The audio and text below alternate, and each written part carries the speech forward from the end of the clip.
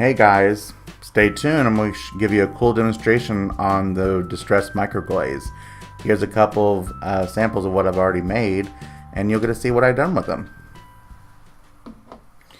Okay guys, so today I mainly want to talk about the distressed microglaze. Tim Holtz had announced this a little while back, but I use a little sponge here, and once we use a sponge for this, it needs to stick with us forever because this stuff is waterproof, so you'll never be able to wash it out. So the main purpose of this is for like your backgrounds. As you can see over here, I actually had just received all my distressed oxide inks in the mail, so I played around with them for the first time, and I was so impressed how just really cool they turned out. And the oxidization that it forms on the paper, and it's hard to describe. It feels like a silky feel to the paper, but it doesn't. The chalkiness doesn't. There's ink on my hands, but the chalkiness doesn't come off, or the chalky look. So I've seen some questions online as to, well, if we use the microglaze on it, does it take the chalky appearance away? So Tim Holtz had done a video a few months ago on this, so you'd need very little. Just dab it in there, and just want to get it prepped here. So I wanted to show you. I'll show you on this one here. The reason why you may want to waterproof your paperwork or your backgrounds or whatever is distressed inks do respond to water, as we already know. So now watch. And it took some of the color off. Same thing if we just want to drop some droplets.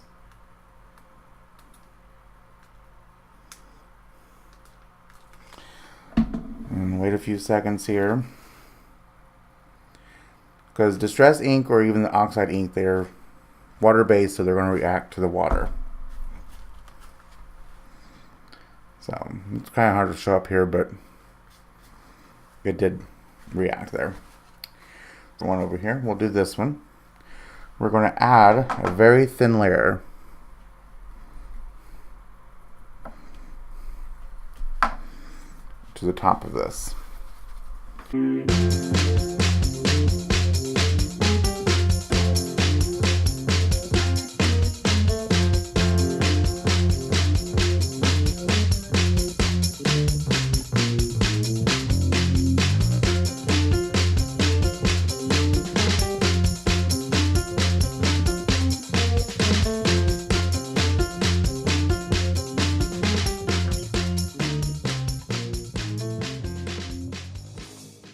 Paper's blowing away. I got a fan on over here so it'll dry. Not this stuff. This stuff is almost instantaneously dry. So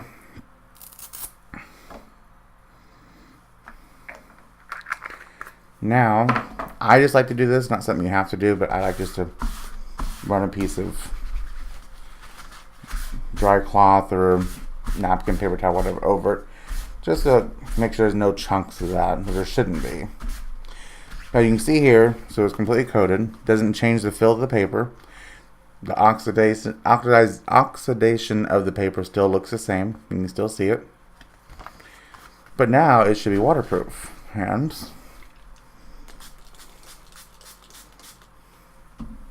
you can see there, beaded, that's what I was looking for. Beat it up on the paper.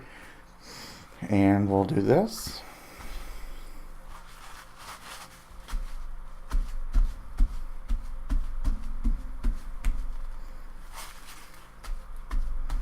And nothing was taken away. So it's really cool. I love this stuff. So it's great to do for your backgrounds after you've done them, obviously, and you want to make sure that no other water reaction is going to happen. That's why this stuff's so cool.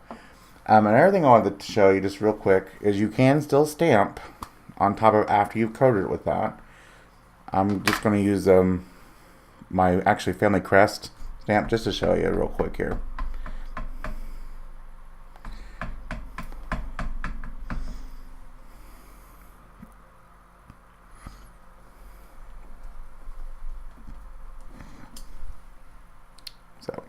Just want to show you that it doesn't impugn, the surface to where you can't still do something with it. You're never going to have a water reaction though to that ever again. Yeah, it is dry. So, just wanted to show you guys that trick. Another thing you can use that for is I don't know the real proper term for it, but I'm going to call it reverse stenciling. So I have some stencils here, and let's do this one. I really like this one. Let's do the top half of this one here, this little speckled white or speckled paint splatter look, or whatever you want to call it. So let's get this back out.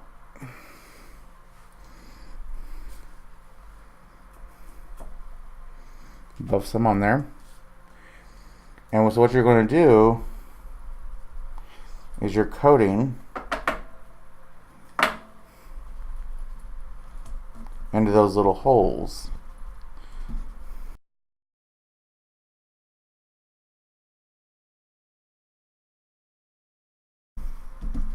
So I just want to show you a variety of different ways you can really use this distress glaze, microglaze.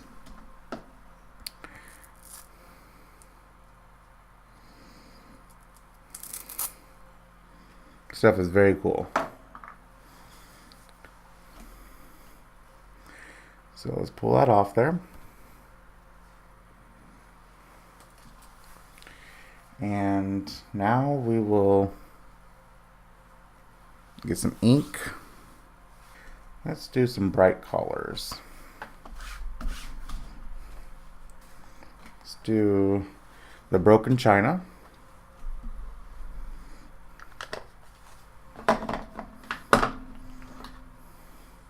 Cracked pistachio. And worn lipstick.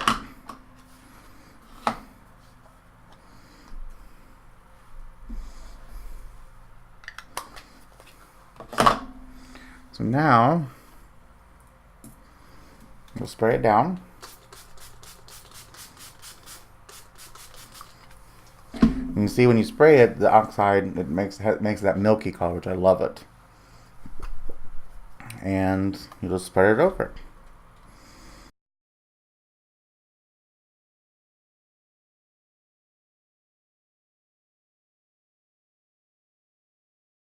Now we'll take it over here and dry.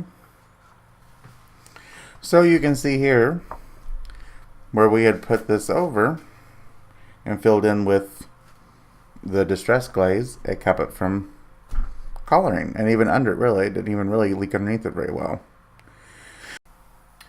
Another technique I wanted to show you also too on how to apply the microglaze. If you don't have these little blending pads, which it's not required to have,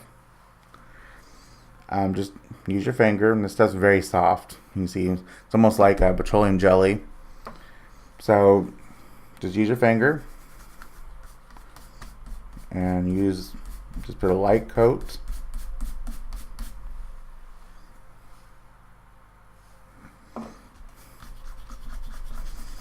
over the paper.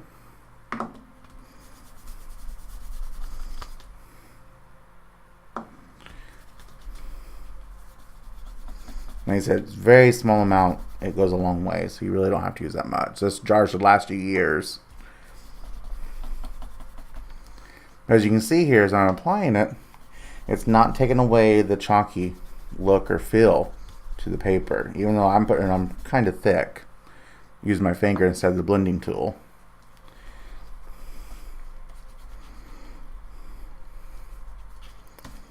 Sorry for all these little fuzzies, and that's from the blending tool. I'll have to get those out there. Okay, so it feels like I've coated the whole paper. I've got one little dry spot here. Okay, so now I'll have to show up in the video, but you can see the sheen to the paper, which means I have way too much on it, which is what you're going to do when you use your finger. So I just like to make sure it all looks good and even. And what he recommends, Tim Holtz, is use a cloth, or all I have is really some paper towel here, using to buff off any of the excess.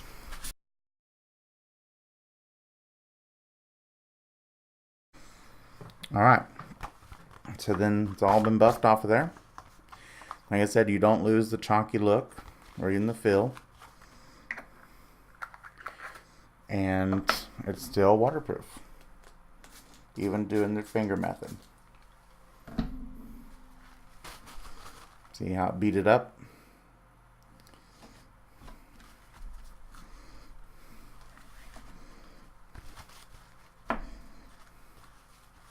See, no transfer of the ink.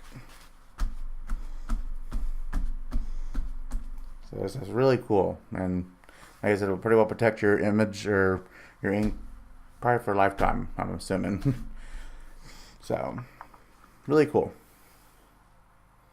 So, and there's different, so many different things you can do with this. This stuff is amazing. It also makes things smudge proof too. So I mean, it's a really cool sealer, very unique. So something I've really never seen before until I watched a video like I said, a month ago or something like that with Tim Holtz, and I was like, oh my gosh, I gotta have that stuff, because I like using distress inks, the regular distress inks, also as backgrounds or even watercoloring something. Like whenever you say I'm doing like my crazy bird stamps, after I color them in with distress inks, I can coat them and I know they'll never be destroyed, or that ink will never be messed with ever again. So just some really cool ways or ideas that you can do to make different type of backgrounds, and also then seal them so you know they're not going to get ruined ever again. These are just some of the backgrounds I, like I said, tried with these distress inks. Love how they turned out. But this guy here, highly recommend it. I got mine at my local Joann's, but if I can find a link for like Amazon or something like that, I'll definitely put it in the descriptions below. But I know most craft stores carry this, so go out and get you some of that.